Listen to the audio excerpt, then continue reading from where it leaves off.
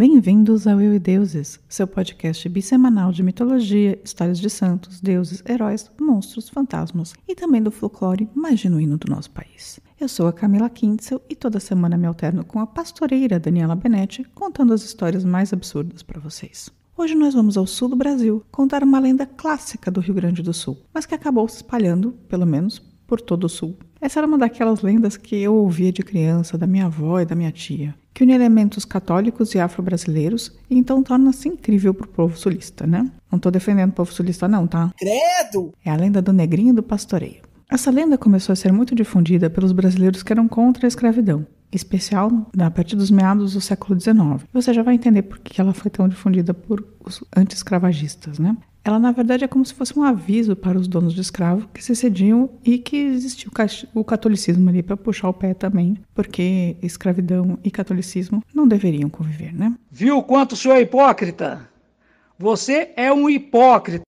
Vale dizer, antes de eu contar propriamente a história, que essa lenda foi registrada pela primeira vez em 1857, por Antônio Maria do Amaral Ribeiro. Nosso amigo Tonico não achou ela muito legal. Chamou de uma superstição que tem tanto de absurda quanto de ridícula e exótica. Depois dele, o Negrinho do Pastoreio apareceu em obras em 1872, 1875, 1897. Em 1907, ela foi publicada em folhetim e depois, em 1913, faz parte do livro Lendas do Sul, sendo essa a versão mais popularizada. Além dessas versões em português, essa lenda também atravessou fronteiras e foi publicada no Uruguai, na Argentina e também na Espanha.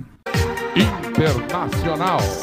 Eu vou contar a versão baseada no Lendas do Sul. Só não vou ler a própria lenda porque o vocabulário é de um gaúchês bem complicado e quero que vocês entendam tudo. Porém, esse livro, Lendas do Sul, está disponível online. E se você quiser ler a versão de 1913, no original, é só buscar no Projeto Gutenberg. Aqui tem informação! Era uma vez um estancieiro, que nada mais é do que um fazendeiro. Uma estância numa propriedade rural, tá? Pois esse estancieiro era muito malvado. Na história, conta que ele não dava pouso para ninguém, não se misturava, só vivia de maldades mesmo.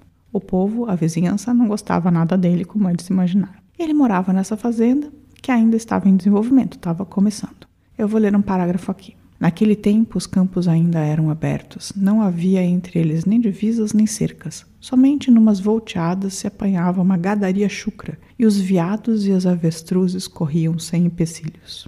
Amo que tem veado e avestruz correndo sem empecilhos no meio da história, mas tudo bem. Cara, que loucura.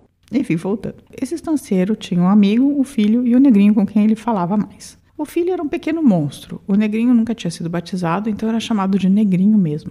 E ele disse que a madrinha dele, né? O negrinho dizia que a madrinha dele era a Virgem Maria, que é a madrinha de todo mundo que nunca foi batizado, que não tem madrinho nem padrinho. Eu achei fofo. Esse menino muito negro vivia na estância e fazia trabalhos para o estancieiro, né?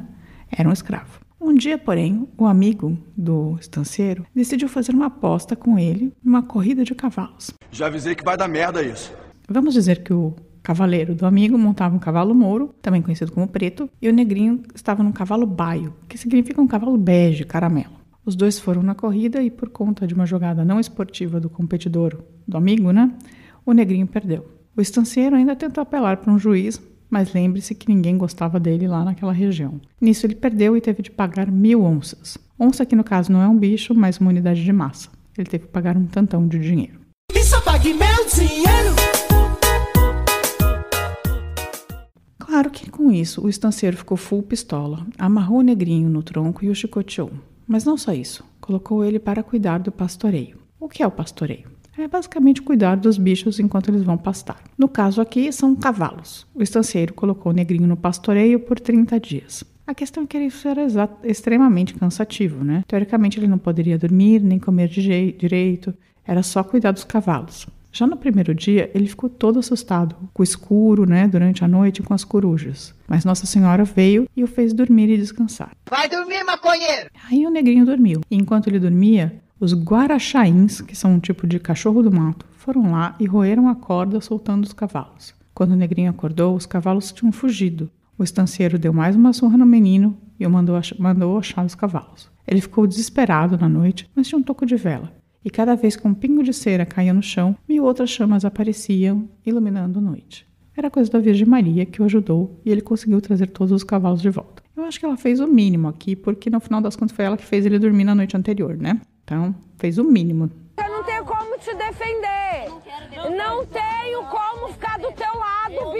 No dia seguinte, porém, no meio da noite, o negrinho dormiu de novo, e o filho do estancieiro foi lá e deu uns tiros, assustando os cavalos que fugiram. E aí depois o filho do estancieiro foi lá avisar o pai que os cavalos tinham fugido novamente.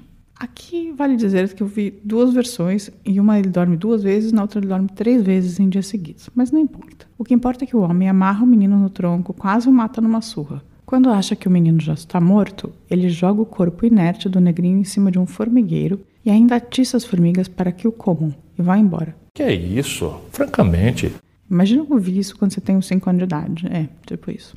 3 dias depois, o estancieiro volta ao local para ver como estava o corpo do negrinho, né? Porque afinal de contas as formigas deveriam ter comido, limpado o corpo. Mas não, para surpresa dele, ele encontra o negrinho em pé no formigueiro, sem nenhuma marca de picada ou paulada, tirando as últimas formigas do seu corpo. Também vê a Virgem Maria ao lado do menino, dando a intenção de que ele teria ido para o céu. O estancieiro se arrepende, claro. Porém, desde então, nos campos do Rio Grande do Sul, é comum ver correr um menino negro sobre um cavalo baio. É o negrinho do pastoreio andando por aí. E reza a lenda, ele é bom de trazer coisas de volta, como um São Longuinho. Eu vou ler os 3 últimos parágrafos da lenda para vocês para comprovar essa coisa dos achados e perdidos. Abre aspas. Desde então e ainda hoje, conduzindo seu pastoreio, o negrinho, sarado e risonho, cruza os campos, corta os macegais, bandeia as restingas, desponta nos banhados, vara os arroios, sobe as coxilhas e desce as canhadas. O negrinho anda sempre à procura de objetos perdidos, pondo-os de jeito a serem achados pelos seus donos, quando estes acendem um coto de vela, cuja luz ele leva para o altar da Virgem Senhora, madrinha dos que não o têm. Quem perder suas prendas nos campos, guarde a esperança, junto de algum moirão ou sob os ramos das árvores, acenda uma vela para o negrinho do pastoreio e vai dizendo: foi por aí que eu perdi, foi por aí que eu perdi, foi por aí que eu perdi. Se ele não achar, ninguém mais. Fecha aspas. Nas versões mais atuais e infantis da lenda, o filho do patrão não é um monstro, é só uma criança normal e ele que não serve para vilão. E as formigas ficam amigas do negrinho e não o matam. Quero dizer que na minha versão ele morria com requintes de tortura. Minha família não tem nenhuma pedagogia infantil. Sei. Por último, no livro Como Nascem as Estrelas, Clarice Spector também conta essa história. Esse livro é uma coletânea de lendas para o público infantil. Bem bom, por sinal. E essa foi a história do negrinho do pastoreio. Se você gostou e quer contar para mim, escreva no e-mail contato@euideuses.com.br. Outras formas de nos comunicarmos é por Facebook, Instagram ou pelos comentários no YouTube. Por todos esses canais você pode pedir histórias, mandar mensagens de amor eterno ou simplesmente dar um alô. Sempre vale o pedido. Divulgue a gente. Se a gente chegar a mais ouvidos, vamos ficar mais motivadas e fazer mais e melhores episódios. Tenha uma boa semana e tchau, tchau! Upa, neguinho, na estrada, upa, pra lá e pra cá. Vixe, que coisa mais linda, upa, neguinho, começando a andar, começando a andar, começando a andar. E já começa a apanhar.